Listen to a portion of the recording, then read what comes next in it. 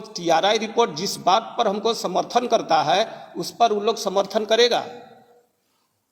यहाँ तो हमको समर्थन किया है। ये महतो गेजेट में बोल रहा है कुर्मी का हेडमैन को महतो कहते हैं। डॉक्टर प्रकाश उरांव सोमा मुंडा का टीआरआई रिपोर्ट कहता है कि कुर्मी का हेडमैन को महतो कहता है। इनका परंपरागत शासन व्यवस्था है, तो हम तो नहीं कह रहे हैं, कह तो वो लोग है। हमारा परंपरा का वर्णन है। यदि हम परंपरा को छोड़ देते हैं तो हम कहीं नहीं रह सकते हैं। मैंने एक आदिवासी वही है जिसकी परंपरा है। कुर्मी महतो पारंपरिक रूढ़िवादी ग्राम स्वशासन व्यवस्था को लेकर आप लोग एक अहम बैठक रखे थे। पेशा को लेकर ये बताई जा रही है। आपका सबसे पहले परिचय दीजिए और उसके बाद जो है इस विषय पर थोड़ा सा विस्तार से जानकारी हमें दीजिए। देखिए, हमारी जो यह व्यवस्था है कुर्मी महतो पारंपरिक रूढ़िवादी ग्राम स्वशासन व्यवस्था का हमको नेतृत्व सौंपा गया है। और हम कथित नहीं हैं बल्कि लगभग 61 गांव के ग्राम प्रधान 22 परगनेत मिल करके हमको नेतृत्व दिया गया है। सब समिति से प्रस्ताव पारित करने के बाद उसके बाद हमने पेशा के बारे थोड़ा सा अध्ययन किया। इससे पहले तो हम तमाड़ इंटर कॉलेज के फाउंडर प्रिंसिपल रहे, तो मुझे लगा कि कहीं ना कहीं कुर्मी महतो के साथ छल किया जा रहा है। और पेशा के बारे जहाँ तक जानकारी देना है तो ये भारतीय संविधान की धारा 40 के अनुसार भारत के राज्यों को पंचायत गठन करने का आदेश दिया गया है। वर्ष 1992 में 73वां संविधान संशोधन में ग्रामीण क्षेत्र में त्रिस्तरीय पंचायत व्यवस्था को गठन करने की बात कही गई है, परंतु इसमें अनुच्छेद 243 एम के आधार पर आदिवासी बाहुल या अनुसूचित क्षेत्र में उस व्यवस्था को छोड़ दिया गया है। तब 1995 ईस्वी में जो एक सांसद थे माननीय दिलीप भुरिया, उनकी सिफारिश मैंने भुरिया कमेटी की सिफारिश आती है और उनके अनुसार आदिवासी बहुल क्षेत्रों में संविधान का भाग 9 के तहत आदिवासी स्वशासन व्यवस्था को सुनिश्चित करने हेतु पेशा लगाया जाता है, अर्थात panchayat extension to schedule areas act. Hindi में इसको हम कह सकते हैं कि पंचायत बंद अनुसूचित क्षेत्र में विस्तार अधिनियम बनाकर लोकसभा में इसको प्रस्तुत किया जाता है। और 24 दिसंबर 1996 को यह अधिनियमित होती है, मतलब पास हो जाता है। शायद उस समय, या शायद नहीं कहेंगे, निश्चित रूप से पीएस संगमा लोकसभा के अध्यक्ष थे। अभी पूरे देश में नहीं बल्कि 10 राज्यों में पेशा का प्रारूप का आदेश दिया गया है या वहाँ लगाया गया है, जैसे महाराष्ट्र, आंध्र प्रदेश, मध्य प्रदेश, गुजरात, राजस्थान, हिमाचल प्रदेश, तेलंगाना, उड़ीसा और झारखंड। तो इन 10 प्रदेशों में 8 प्रदेश पर लागू हो चुका है। सिर्फ उड़ीसा और झारखंड में ये विवादित है। कहने का मतलब यहाँ सर्वमान्य पेशा अभी तक नहीं बना है। पेशा का अगर मुख्य तथ्य को देखिएगा तो पेशा के मुख्य 2 भाग हैं। एक हुआ ग्राम पंचायत और दूसरा हुआ ग्राम सभा। ग्राम पंचायत यानी उसको कार्यपालिका कह सकते हैं और ग्राम सभा को विधायिका कह सकते हैं, जो कानून बनाता है। इस प्रकार स्वतः जब आदिवासी स्वशासन व्यवस्था की बात आती है भुरिया कमेटी के द्वारा, तो झारखंड, हमारा झारखंड प्रदेश भी 2 हिस्से में बंट जाता है, एक सामान्य क्षेत्र में और दूसरा अनुसूचित जनजाति क्षेत्र में, मैंने आदिवासी बाहुल क्षेत्र में। अनुसूचित जनजाति नहीं, अनुसूचित क्षेत्र, अनुसूचित क्षेत्र या आदिवासी बाहुल्य क्षेत्र, और एक सामान्य क्षेत्र में बंट जाता है। तो ये अनुसूचित क्षेत्र झारखंड में जो हमारा 24 जिले हैं उसमें 13 जिलों पर पूर्णतः, जैसे साहेबगंज, दुमका, पाकुड़, जामताड़ा, लातेहार, सिमडेगा, गुमला, खूंटी, लोहरदगा, पूर्वी सिंहभूम, पश्चिमी सिंहभूम, सरायकेला, खरसवां और रांची, इन 13 जिलों में पूर्णतः लगाया जा रहा है, माने पूरे क्षेत्र में। और आंशिक रूप से गढ़वा, गोड्डा और पलामू, यानी अगर झारखंड में 260 प्रखंड हैं तो 132 प्रखंड में पेशा लगाया जा रहा है। अब पेशा कहाँ लगाना चाहिए, अगर इस बात पर हम चर्चा करें तो संवैधानिक दृष्टिकोण से पेशा वहीं लग सकता है जहाँ का क्षेत्र आदिवासी बाहुल और पठारी क्षेत्र हो, और है अथवा नहीं है, कि दोनों ही होना चाहिए, आदिवासी बाहुल भी होना चाहिए और पठारी भी होना चाहिए।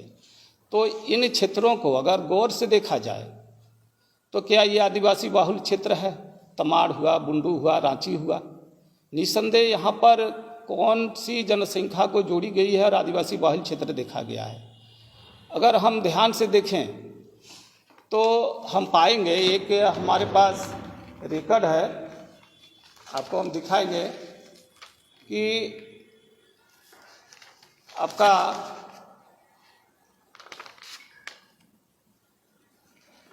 केंद्र सरकार द्वारा 1990 ईस्वी में छोटानागपुर के कुर्मी का एक रिपोर्ट तैयार किया जाता है और उसको 30 मार्च 1992 को तत्कालीन गृह मंत्री MM जेकब के द्वारा दोनों सदनों में रखा जाता है और तत्पश्चात छोटानागपुर के कुर्मियों को गैर सरकारी आदिवासी के रूप में चिन्हित किया जाता है। अब इस प्रकार से हमको ऐसा लगता है, हमारे संगठन के लोगों को ऐसा लगता है कि हमारा एडमिशन रजिस्टर में नाम है इसी स्कूल में और हाजिरी कॉपी में नहीं है। कहने का मतलब हमारा हेड मास्टर या हेड आदमी सरकार से 1000 लड़के का, विद्यार्थियों का वो फंड ले रहे हैं, जैसे कपड़ा हुआ, कॉपी किताब हुआ, या स्टाइपेंड हुआ, साइकिल हुआ, या अंडा हुआ, भोजन हुआ, लेकिन वो एडमिशन रजिस्टर के अनुसार नहीं बांट करके हाजिरी कॉपी के अनुसार बांट रहे हैं। तो मेरा नाम हाजिरी कॉपी में नहीं चढ़ाया गया है। तो इस प्रकार से अगर इस पर जांच होना चाहिए कि ये आदिवासी बाहुल्य क्षेत्र कैसे हुआ है, इस पर निश्चित रूप से स्पष्ट करना चाहिए पेशा लगाने से पहले। और इसके बाद अगर मूल रूप से देखें तो इसमें एक बात आती है हम लोगों के विचार से कि इसका मूल उद्देश्य है right to self government and right to ownership, मतलब अपनी सरकार, स्वशासन और मालिकाना हक। तो इसको जानने के बाद ये विवादित विषय चल ही रहा था झारखंड में, तो हमारे एक रतन तिर्की जो पूर्व ट्राइबल एडवाइजरी कमेटी के सदस्य थे और अभी पेशा संशोधन समिति के सदस्य हैं, उन्होंने इस विषय को पब्लिक डोमेन में पेपर के द्वारा रखा जुलाई 1922 ईस्वी में, जुलाई 2022 ईस्वी में रखा कि यदि किसी को आपत्ति करना है, सलाह देना है, सुझाव देना है तो आप लोग दे सकते हैं। 30 दिन का समय दिया गया।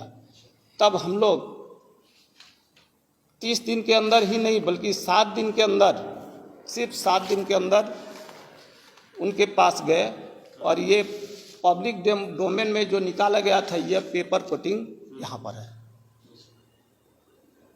ये सार्वजनिक रूप से हमारे आदरणीय रतन तिर्की के द्वारा निकाला गया था और उसी समय हम लोग समय अनुसार ससमय इस पेपर को 22/7/2022 को महामहिम राज्यपाल महोदय को लिखे थे। इसमें हमारा विषय वस्तु था पेशा व पंचायत राज अधिनियम के अंतर्गत जनजाति कुर्मी महतो की पारंपरिक ग्राम स्वशासन व्यवस्था को समावेश करने के संबंध में।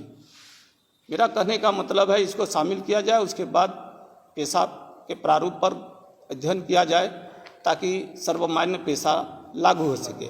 ये पत्र महामहिम राज्यपाल महोदय को 22/7/2022 को दिया गया था। उसके बाद बात आती है कि ये हम लोग क्यों गए राज्यपाल के पास, मैंने पेशा में शामिल होने के लिए क्यों गए। प्रश्न उठता है कि हम क्यों गए, हमारी टीम क्यों गई। तो यहाँ पर आप पंचायत राज अधिनियम का किताब, झारखंड पंचायत राज अधिनियम का किताब है, ये पुस्तक है। इसमें धारा 8 पर लिखा हुआ है कि अनुसूचित क्षेत्र में ग्राम सभा की बैठक की अध्यक्षता कौन करेगा। तो लिखा हुआ है कि इस क्षेत्र में परंपरा से प्रचलित रीति रिवाज के अनुसार मान्यता प्राप्त व्यक्ति जो ग्राम प्रधान तथा माझी, मुंडा, पहान, महतो या किसी अन्य के नाम से जाना जाता हो द्वारा अथवा उनके द्वारा प्रस्तावित अथवा बैठक में उपस्थित सदस्यों के बहुमत से मनोनीत समर्थित व्यक्ति द्वारा की जाएगी। तो यहाँ एक महतो शब्द हम लोगों ने पाया। ये तब हम लोग उसका गहन से अध्ययन किए कि ये महतो कौन है, जिसको पेशा के अंतर्गत शामिल किया गया है। तब हम लोगों ने मानभूम गेजेट, उस समय तो गेजेट ही निकलता था, उसका पेज नंबर 76 में लिखा हुआ है कि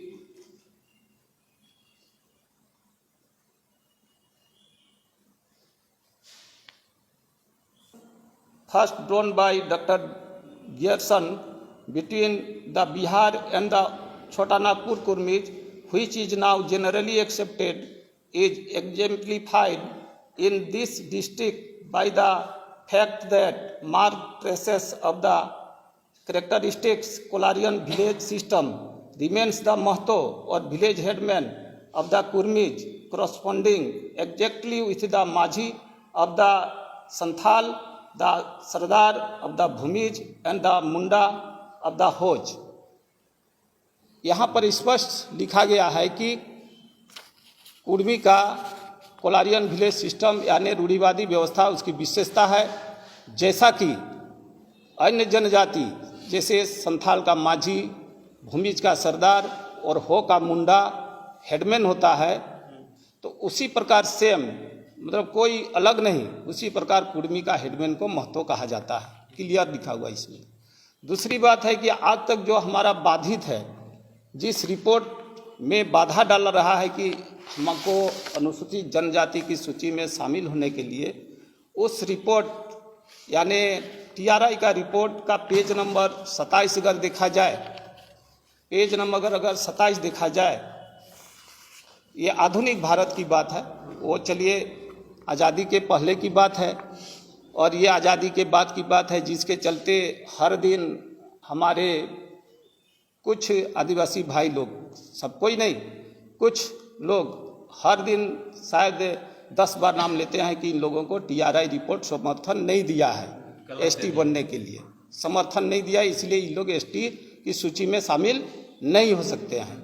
हम उन भाइयों से पूछना चाहते हैं, ठीक है, हमको अनुसूचित जनजाति की सूची में श्रृंखलाबद्ध होने से TRI रिपोर्ट रोक रहा है, तो TRI रिपोर्ट जिस बात पर हमको समर्थन करता है उस पर वो लोग समर्थन करेगा। यहाँ तो हमको समर्थन किया है पेशा में, मैंने पेशा में नहीं, हमारा कस्टम में, जो पेशा में मुख्य बिंदु है उसमें TRI रिपोर्ट लिखता है कुर्मियों की राजनीतिक स्थिति। झारखंड के कुर्मी महतो जाति के लोगों का राजनीतिक जीवन संगठित रहा है। संगठित राजनीतिक जीवन के बल पर ही कुर्मी महतो जाति अपने सामाजिक संगठन एवं जीवन को मजबूत बनाए हुए हैं। क्षेत्रीय अध्ययन से स्पष्ट होता है कि कुर्मी महतो जाति की परंपरागत प्राचीन राजनीतिक व्यवस्था रही है। प्रत्येक कुर्मी महतो गांव में परंपरागत स्वशासन विधि व्यवस्था के रूप में एक पंचायत विद्यमान है, जिसका निर्माण महतो तथा गांव के निवासियों के प्रत्येक गोष्ठी के एक सदस्यों के मिलने से होता है। कुर्मी महतो जाति की परंपरागत राजनीतिक जीवन इसी ग्राम पंचायत से प्रारंभ होता है, जिसका प्रधान महतो होता है। इस ग्राम पंचायत के ऊपर कई ग्राम पंचायतों को मिलाकर एक 22 चाटा, मैंने 22, यहाँ पर हमारे 22 भी हैं, जैसे अजीत महतो हैं, सुदर्शन महतो हैं, और ये 22 गांव के मतलब महतो हैं, 22 महावीर बाबू, ये लोग सभी उपस्थित हैं। तो उन्हीं का कहना है कि इस ग्राम पंचायत के ऊपर कई ग्राम पंचायतों को मिलकर 22 चाटा की व्यवस्था थी, जिसका अध्यक्ष इन्हीं महतों में से चुना जाता था और 22 चाटा के ऊपर एक देश मड़प होता था जो कुर्मियों की राजनीतिक व्यवस्था की सर्वोच्च स्थान